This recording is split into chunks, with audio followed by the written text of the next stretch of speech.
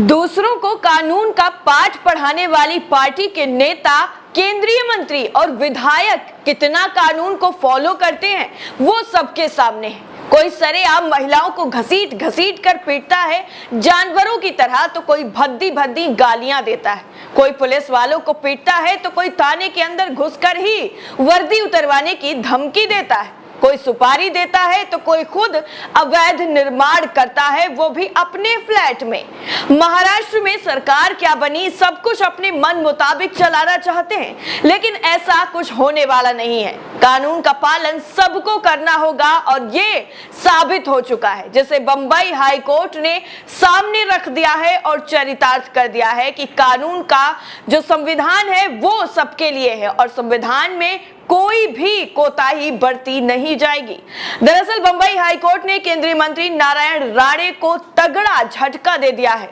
आपको बता दें, जिस तरह बंबई हाईकोर्ट ने मुंबई नगर निकाय को लेकर आज सुनवाई की और यहां पर जुहू इलाके में केंद्रीय मंत्री नारायण राणे के बंगले में अनाधिकृत निर्माण को गिराने का आदेश दे दिया है। यानी अवैध तरीके से जो निर्माण किया गया था उसको ढहाने का आदेश दे दिया गया है। इसमें आपको बता दें, फ्लोर स्पेस इंडेक्स यानी एफएसआई और तटीय विनियमन क्षेत्र का उल्लंघन सामने आया है, जिसके बाद बंबई हाईकोर्ट की तरफ से यह फैसला लिया गया है। आपको बता दें, फ्लोर स्पेस इंडेक्स यानी एफएसआई मैक्सिमम अनुमति योग फ्लोर है, जिसे किसी विशेष प्लॉट या फिर भूमि के यानी जमीन के टुकड़े पर बनाया जा सकता है। फ्लोर स्पेस इंडेक्स अधिकतम जो है अनुमेय फर्श क्षेत्र ही है, जिसे किसी विशेष भूखंड या फिर भूमि के टुकड़े पर बनाया जा सकता है। आपको बता दें, इस आदेश में साफ तौर पे कह दिया गया है कि ये जो भी निर्माण किया गया है वो पूरी तरीके से अवैध है और इसे 2 हफ्तों के अंदर गिराना चाहिए। किसी भी कीमत पर ये पूरी तरीके से गिर जाना चाहिए। दरअसल जस्टिस आरडी धानुका और जस्टिस कमल खाता की डिविजनल बेंच ने कहा है कि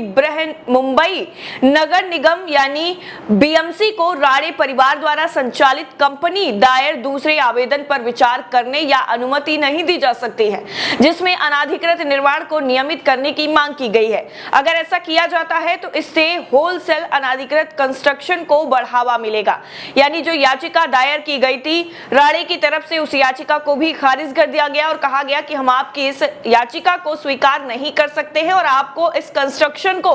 रखने की अनुमति नहीं दे सकते हैं। अगर हम ऐसा करते हैं तो बाकी लोगों को भी हौसला मिल जाएगा, इसलिए आपकी याचिका खारिज की जाती है और 2 हफ्तों के भीतर इस पूरे अवैध निर्माण को गिराने की जो आदेश है वो पारित कर दिया गया है। आपको बता दें, अदालत ने बीएमसी को 2 सप्ताह की जो अवधि है उसके भीतर ही बंगले के अनाधिकृत हिस्सों को ध्वस्त करने और 1 सप्ताह के बाद अदालत को कार्य पूरा होने की रिपोर्ट जमा करने का भी निर्देश दिया है। इसके साथ ही साथ आपको बता दें कि बेंच ने राणे पर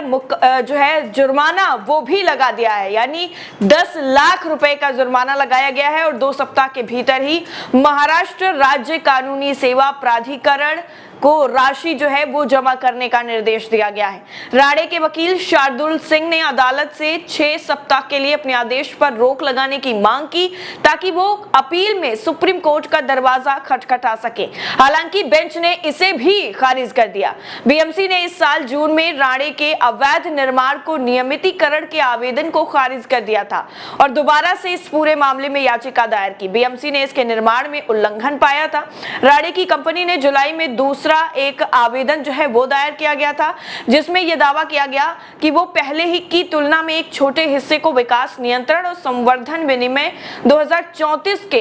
तहत प्रावधानों के नियमित मांग करने की जो याचिका है वो कर रहे हैं। कोर्ट ने कहा कि याचिकाकर्ता यानी राणे के स्वामित्व वाली जो कंपनी है उसने एफएसआई की निर्धारित सीमा से 3 गुना अधिक निर्माण किया है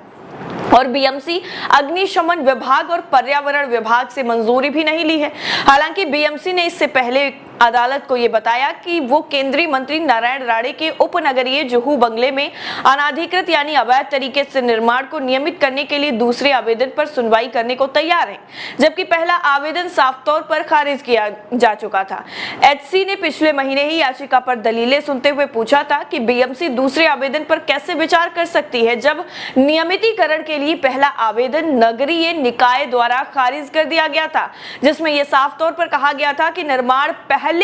जो दृष्टि से अगर देखा जाए तो वो अवैध है। आपको बता दें कि जिस तरीके से जुहू में अपना जो जितना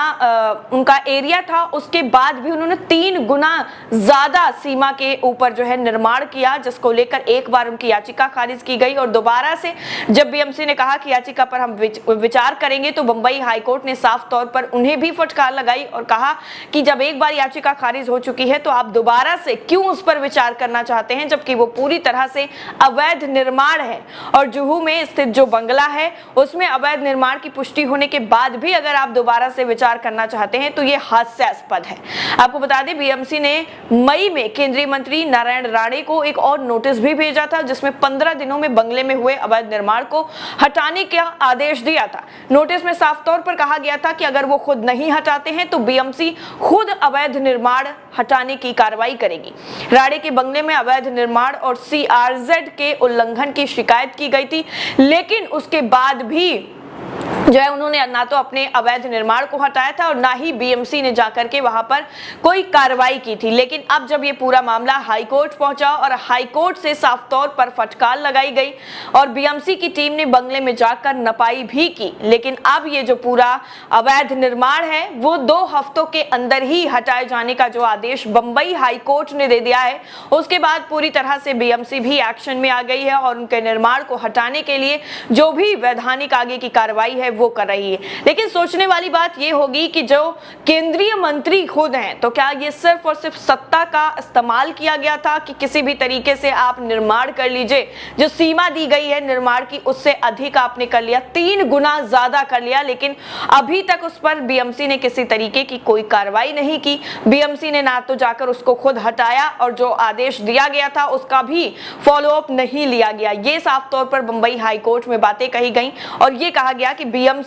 जो है 2 हफ्तों के अंदर पूरे इस अवैध निर्माण को हटाने के बाद 1 हफ्ते बाद ही पूरी रिपोर्ट जो है वो